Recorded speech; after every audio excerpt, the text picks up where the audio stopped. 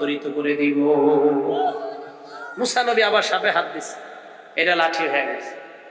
ফেরাউন অবাক, কয় আর কিছু আছে? মুসা নবী কয় হ্যাঁ আছে।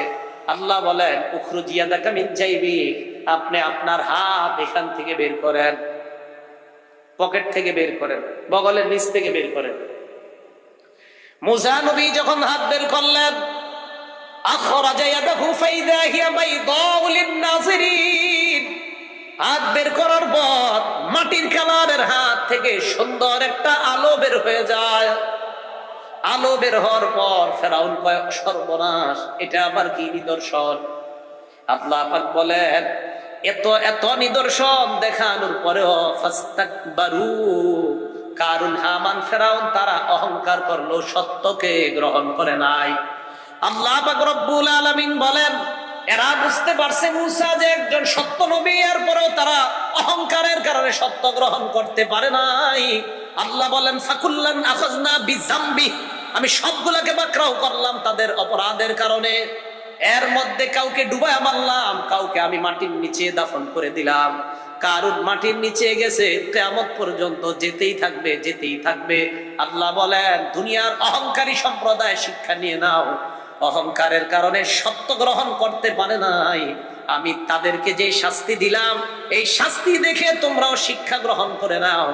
আমি আল্লাহর ধরা বড় কঠিন, বড় ভয়ঙ্কর, আমি ধরলে কাউকে ছাড় দেই না।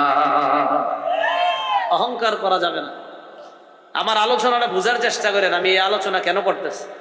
সত্যকে অহংকারের সাথে অস্বীকার করে, আর ধুর হুজুর বুঝে কি, সত্যকে অহংকারের সাথে অস্বীকার করে, মানে একটা অস্বীকার আর একটা অহংকার, আর ধর মোল্লা বুঝে কি, অহংকারের সাথে প্রত্যাখ্যান করে। আল্লাহ আমাদের সকলকে কথাগুলো বুঝে শুনে পৃথিবীর জীবনে যেন আমরা সামান্যতম অহংকার আমাদের মাঝে না আসে। আল্লাহ আমাদের সকলকে অহংকার মুক্ত জীবন সমাজ গঠন করার তৌফিক দান করুন। 9 নাম্বার কথা, সূরা আরাফের 146 নাম্বার আয়াত। এটা আমরা সবাই মন দিয়ে শোনেন। আমাদের মাঝেও যারা অহংকার করে, আল্লাহ বলেন সাসরিফু আন আয়াতি আল্লাযীনা ইয়াতাকাব্বারুনা ফিল আরদি বিগাইরিল হক, দুনিয়ার মধ্যে যারা অহংকার করে তাদের চেহারাটা আমি আল্লাহ আমার আয়াত থেকে ফিরিয়ে দেই। এরা দিন গ্রহণ করতে পারে না। ওয়া ইয়ারাউ সাবিলার রুশদি লা ইয়াত্তাখিযুহু সাবিলা, আল্লাহ বলে এরা সত্যের রাস্তা দেখার পরেও, হেদায়েতের রাস্তা দেখার পরেও এই হেদায়েতের রাস্তাটা তারা গ্রহণ করে না। মুসলমান এই কথাটা ভেবে চিনতে দরকার। ওয়া ইয়ারাউ সাবিলাল গায়য়ি ইয়াত্তাখিযুহু সাবিলা, আল্লাহ বলে তারা যদি পথভ্রষ্টতার রাস্তা দেখে ওই রাস্তাটা তারা গ্রহণ করে নেয়। ওয়া ইয়ারাউ কুল্লা আয়াতিন লা ইউমিনু বিহা, আল্লাহ বলে এরা পৃথিবীর সব নিদর্শন দেখলো ঈমান আনবে না, হেদায়েতের রাস্তা দেখলে ওই রাস্তাটা রাস্তা হিসেবে গ্রহণ করবে না। পথভ্রষ্টতার রাস্তা যদি দেখে ওই রাস্তাটা রাস্তা হিসাবে গ্রহণ করে নেয়। ফেসবুক ইউটিউবের মধ্যে একদিকে যেমন ভালো আছে আরেক দিকে খারাপ আছে। একদল মানুষ রাতের বেলা ইউটিউব ছাড়ার পর ওয়াজ নসিহত দেখে সত্যকে গ্রহণ করে নেয়, আরেক দল দেখে আমাদের গান ইত্যাদি এখন আর কেউ দেখে না। এই জ্বালা এখন একদল মানুষ আলেমদেরকে সহ্য করতে পারে না। যে হুজুরদের জয় জয়কর অবস্থা সব জায়গায়। একদল মানুষ সত্যের রাস্তা দেখে, দেখার পর এটা গ্রহণ করে না। আরেক দল পথভ্রষ্টতার রাস্তা দেখে এটাই গ্রহণ করে, হ্যাঁ এটা সঠিক। আসলে কি সঠিক? পথভ্রষ্টতার রাস্তা কি সঠিক? তাহলে এই ইউটিউব ফেসবুক একদলকে জাহান্নামী বানাবে না? হেদায়েতের পরিবর্তে গোমরাহির রাস্তা গ্রহণ করেছে।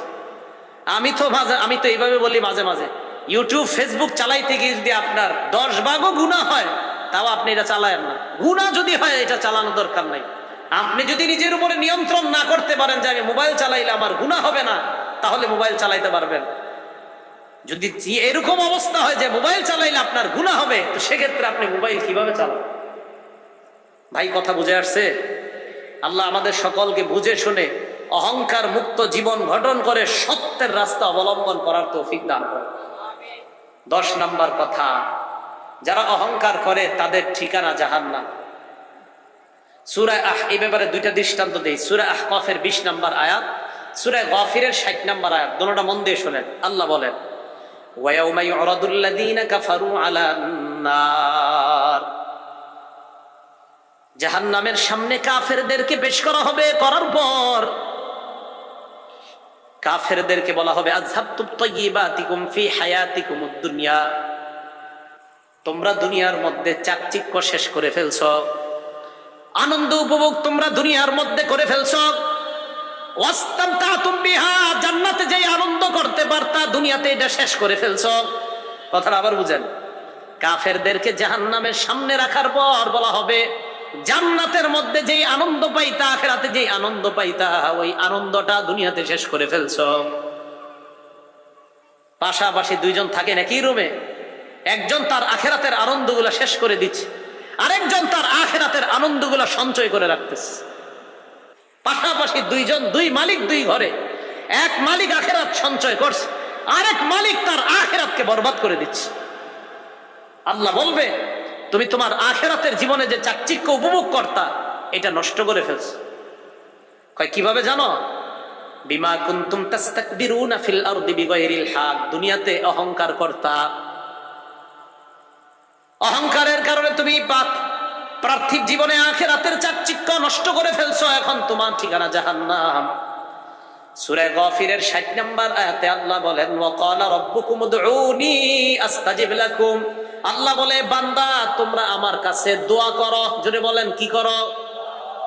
আল্লাহ বলেন, তোমরা আমার কাছে দোয়া করো, আস্তাজিব লাকুম, আমি আল্লাহ তোমাদের দোয়া কবুল করব।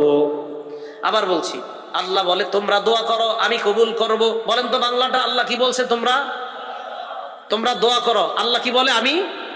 আবার আল্লাহ বলছে আমাদেরকে তোমরা, আমি আল্লাহ। আপনার তো আমাদের এগুলো কেন বিশ্বাস হয় না? আল্লাহ আমাদেরকে বলছে তোমরা দোয়া করো, আল্লাহ বলছে আমি কবুল করব। এখন তো আমাদেরকে দোয়া থেকে দূরে সরানোর ফিকির চলতেছে, আমরা যেন দোয়া না করি। হ্যাঁ, এমনও মানুষ আছে দোয়ার বিরোধিতা করতে করতে গত 20 বছর তার চোখে এক ফোঁটা পানিও বের হয়। চোখের পানি যদি বের না হয়, ভাই আল্লাহর সাথে আপনার সম্পর্ক কিভাবে হবে? একটু মন দিয়ে শোনেন তো আমার কথাটা। একটা ঘরে বসে আছেন আপনি, ঘরে আপনার 4টা রুম, একটা রুমে আপনি বসলেন, ওই রুমে আপনার বিবি নাই, আপনার ছেলে মেয়ে কেউ নাই, সবাই বাহিরে আছে, অন্যান্য রুমে আছে।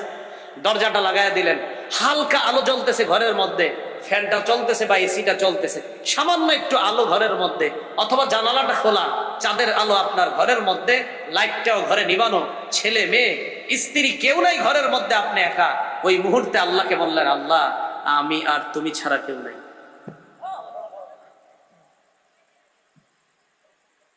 আল্লাহ আপনাকে মাফ করবে না, কারে করবে? আল্লাহ বলে, ইন্নাল্লাযীনা ইস্তাকবিরুনা আন ইবাদাতি, এই ইবাদত দ্বারা এখানে উদ্দেশ্য দোয়া। যারা আমার কাছে দোয়া করা থেকে অহংকার করে, ভাই অহংকারী হয়েন না। বলতেছে যারা আমার কাছে দোয়া করতে অহংকারী করে, যারা আমার কাছে দোয়া করার সময় অহংকারী, আর থুর আল্লাহর কাছে কি বলবো, আমার কাছে দোয়া করতে যারা অহংকার করে, সায়াদখুলুনা জাহান্নামা দাখিরিন, এরা লাঞ্ছিত হয়ে সব জাহান্নামে প্রবেশ করবে। আল্লাহ আমাদের সকলকে অহংকার মুক্ত জীবন যাপন করার তৌফিক দান করেন। এই গেল কোরআন থেকে 10টা কথা। এবার খুব মন দিয়ে হাদিস শোনেন। মুসলিম শরীফের 168 নম্বর হাদিস, আন আব্দুল্লাহ ইবনে মাসউদ রাদিয়াল্লাহু তাআলা আনহু قال قال رسول الله صلى الله عليه وسلم لا يدخل الجنة من كان في قلبه مثقال ذرة من كبر। আল্লাহ নবীর সাহাবা আব্দুল্লাহ ইবনে মাসউদ রাদিয়াল্লাহু তাআলা আনহুর বর্ণনা, নবীজি সাল্লাল্লাহু আলাইহি ওয়াসাল্লাম বলেন, যেই ব্যক্তির অন্তরে সরিষার দানা পরিমাণ অহংকার থাকবে, ওই ব্যক্তি জান্নাতে প্রবেশ করবে না। নাউযুবিল্লাহ। সরিষার দানা পরিমাণ অহংকার থাকবে, সে জান্নাতে প্রবেশ করবে না। ভাই অহংকার ছেড়ে দিই আমরা। মালের অহংকার, সম্পদের অহংকার, শক্তির অহংকার কেউ করবো না। আল্লাহ হেফাজত করেন। আমি আপনাদের জন্য দোয়া করবো, আপনারা আমাদের জন্য, আমার জন্য, আমাদের মতো যারা আলোচনা করে সবার জন্য দোয়া করবেন, আমাদের মাঝে যেন কখনো অহংকার না আসে। বুখারী শরীফের 6071 নম্বর হাদিস, নবীজির একজন সাহাবা নাম হারেসা, এই হারেসা রাদিয়াল্লাহু তাআলা আনহুর বর্ণনা, তার পুরা নাম হারেসা ইবনে ওয়াহাব আল খুজাই। عن حارثة ابن وهب الخزاعي رضي الله تعالى عنه عن النبي صلى الله عليه وسلم قال হারেসা ইবনে ওয়াহাব আল খুজাই বলেন, আল্লাহ নবী বলেন, আলা উখবিরুকুম বিআহলিল জান্নাহ, এ মানুষ আমি কি তোমাদেরকে জান্নাতি কে ওই ব্যক্তির ব্যাপারে বলবো না? নবীজি বলেন, ওই ব্যক্তি জান্নাতি কুল্লু দাঈফিন মুতাদাঈফ, যেই ব্যক্তি দুর্বল, সমাজের মধ্যে যাকে দুর্বল মনে করা হয়, সমাজের মধ্যে এক ব্যক্তি দুর্বল, যাকে দুর্বল মনে করা হয়, সমাজের অন্য মানুষ তাকে দেখতে পারে না অথবা তাকে গণায় ধরে না, কিন্তু ওই লোকটার আল্লাহর সাথে সম্পর্ক বড় চমৎকার, আজান দিলে লোকটাকে ঘরে পাওয়া যায় না, মসজিদে চলে যায়, এই লোকটাকে সমাজের মধ্যে তেমন গণ্য করা হয় না। আল্লাহ নবী কয়, তোমরা জানো না মরার পর এই লোকটার সাথে সাথে আল্লাহ জান্নাতের মেহমান। কুল্লু দাঈফ, দুর্বল, বিনয়ী, যাকে দুর্বল মনে করা হয়। এবার নবী কি বলে দেখেন, আলা উখবিরুকুম বিআহলিন নার, আমি কি তোমাদেরকে জাহান্নামীর ব্যাপারে বলবো না? কুল্লু উতুল্লিন জাওয়াজিন মুস্তাকবির, প্রত্যেক